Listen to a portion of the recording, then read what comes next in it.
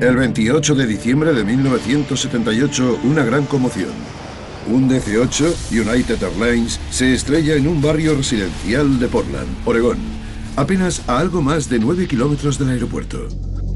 La pasajera, Amy Ford Connor, que entonces tenía 17 años, vuelve al estado de Washington, donde va a terminar su último año de instituto. Fue como cuando tocas tierra y botas un poquito, era igual.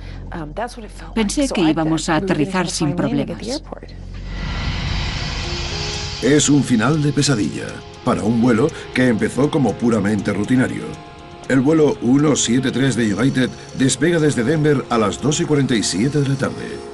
A bordo van 189 personas. El primer oficial tiene los controles. Era justo después de Navidad. El avión iba a tope. Todos volvíamos a donde volviésemos después de las vacaciones. Era un vuelo normal y corriente hasta que empezamos a realizar la aproximación final al aeropuerto. La primera vez que me di cuenta de que algo iba mal fue cuando oímos un ruido muy fuerte y el avión dio una sacudida. El ruido que oyeron sobre las 5:10 de la tarde es el sonido de un lado del tren de aterrizaje del avión poniéndose en posición. El otro lado y el tren de morro se extienden con normalidad. La fuerza hace que el avión vibre y colee hacia la derecha. La luz de la cabina, que indica que el tren de aterrizaje está extendido y en posición, no se ilumina. Cuando el tren de aterrizaje, que es hidráulico, se extiende en una situación normal, lo hace a un ritmo concreto, con mucha suavidad. En el caso del vuelo 173 de United, lo que pasó es que cayó y con mucha rapidez, y uno de los demás componentes del tren de aterrizaje se quedó suelto y dañó el cableado que cierra el interruptor y enciende la luz.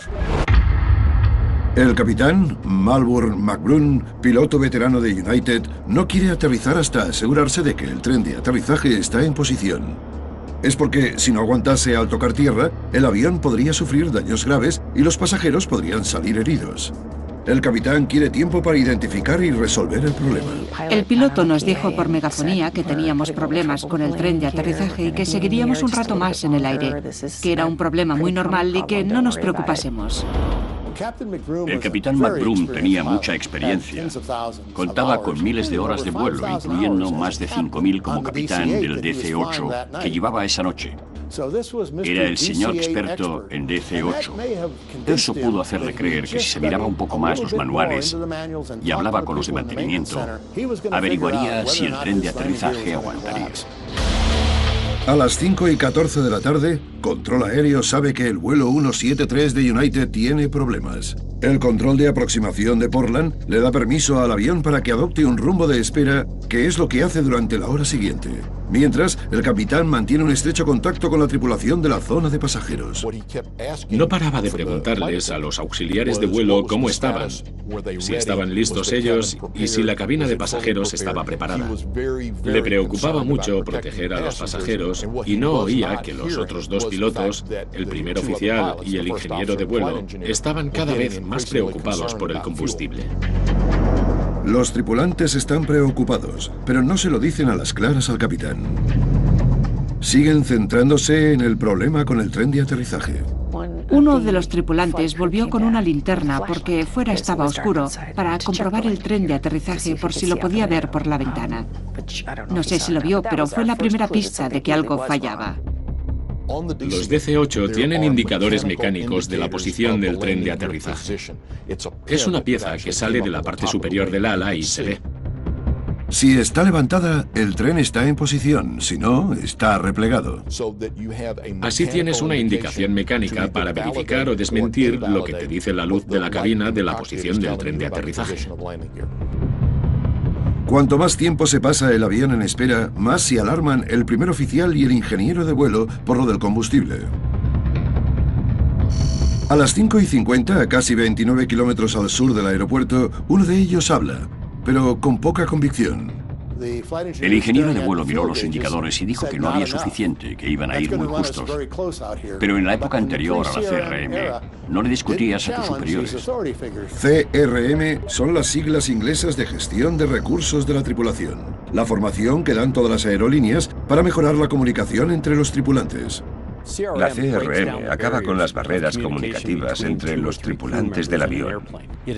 Permite que los pilotos actúen en equipo y encuentren una solución en común, en vez de sacar una solución individual. Antes de la CRM, el capitán era el único que decidía en la cabina. Solo podías hablar con él si tenías que decirle algo técnico. Era muy difícil para los tripulantes de menor rango enfrentarse a un capitán veterano, y a la gente le costaba mucho criticar. El primer oficial y el ingeniero de vuelo soltaron alguna que otra indirecta, pero no dijeron nada a las claras. No dijeron, capitán, nos quedamos sin combustible, hay que ir al aeropuerto ya mismo.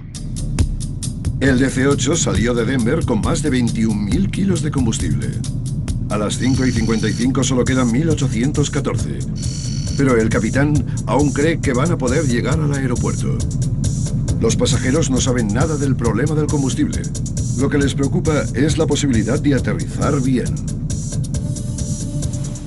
El piloto dijo por megafonía que íbamos a aterrizar dentro de 5 minutos, que era la aproximación final, y que cuando faltasen 60 segundos nos avisarían para que nos preparásemos para el aterrizaje de panza por si acaso. Pero nunca llegó a dar ese aviso. A las 6:03, Control Aéreo quiere saber cuándo van a empezar la aproximación. El capitán McBroom dice, y citamos, supongo que dentro de otros 3 o 4 o 5 minutos. Pero el vuelo 173 de United no tiene tanto tiempo. A continuación, sin combustible y sin opciones. Cada vez estaba más claro que no iban a llegar al aeropuerto, así que pasaron a preguntarse dónde iban a aterrizar. Creí que íbamos a aterrizar en el aeropuerto, estaba encantada. Y entonces pasé de encantada a asustada.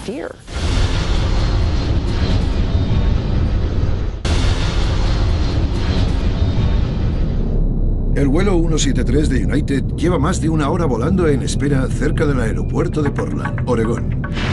El capitán Malbur McBroom quiere tiempo para solucionar un posible problema con el tren de aterrizaje, pero ahora hay algo más urgente en el horizonte.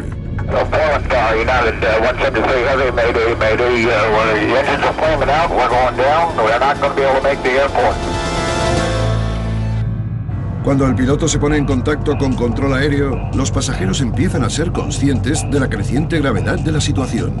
Las únicas luces encendidas eran las de lectura. Algunos se dieron cuenta de que algo iba mal y nos gritaron que agachásemos las cabezas.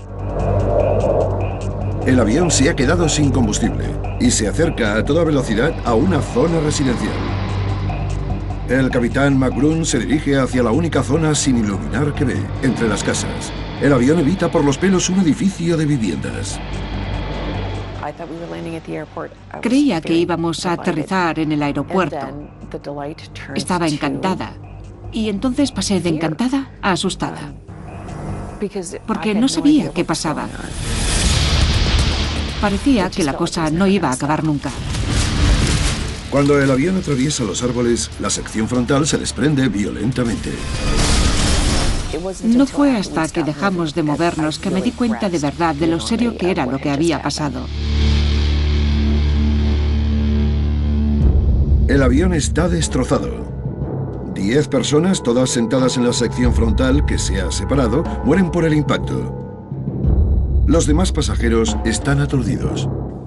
Hacía mucho frío, aunque cuando estás llena de adrenalina ni te das cuenta de esas cosas.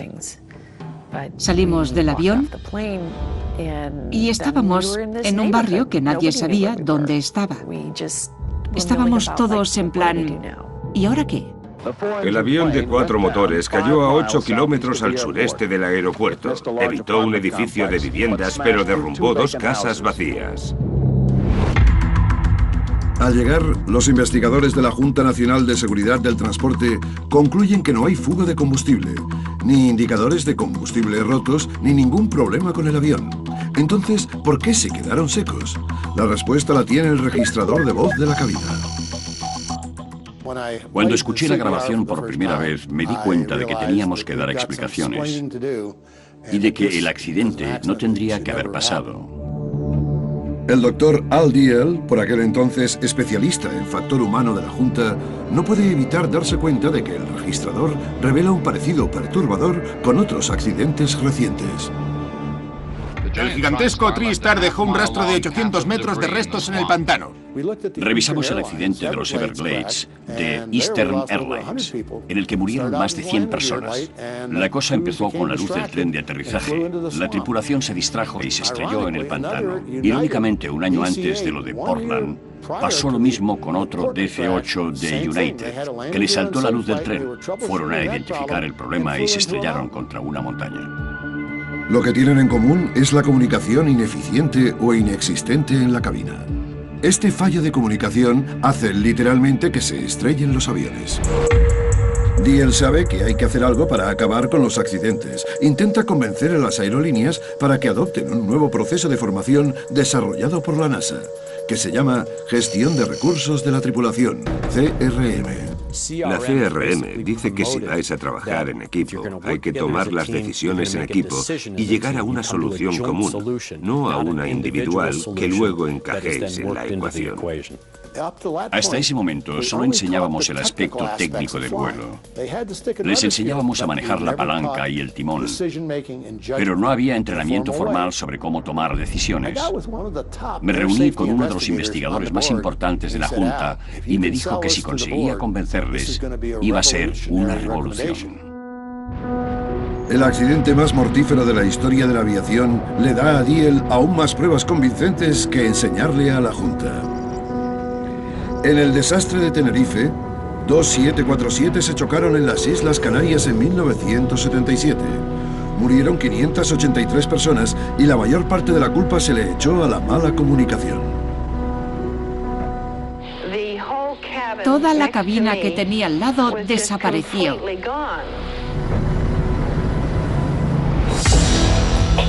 Menos de 6 meses después del accidente de Portland, la Junta publica su informe definitivo. Causa probable. El capitán no vigiló como debía el estado de combustible del avión y no hizo caso a los avisos de la tripulación. Factor contribuyente. Los otros dos tripulantes no consiguieron transmitirle sus preocupaciones al capitán. El 95% del éxito del vuelo depende de la comunicación en la cabina. El vuelo 173 de United trae cambios. La AFA, la Administración Federal de Aviación, aprueba las recomendaciones de CRM del Dr. Diehl. En 1981, United Airlines pone en marcha el primer programa de entrenamiento de CRM del sector. Lo de United fue fácil. Hay que recordar que acababan de perder 3 aviones en accidentes mortales. Así que los directivos estaban más que dispuestos a apuntarse y enseguida se gastaron el dinero en poner en marcha el curso. Como recuerda el veterano capitán de United, Al Haynes, al principio hubo cierto escepticismo respecto al programa. Los capitanes que lo necesitaban no lo querían. No querían hacerlo. Creíamos que era una pérdida de tiempo, hasta que empezamos a meternos en harina y entendimos por qué era importante.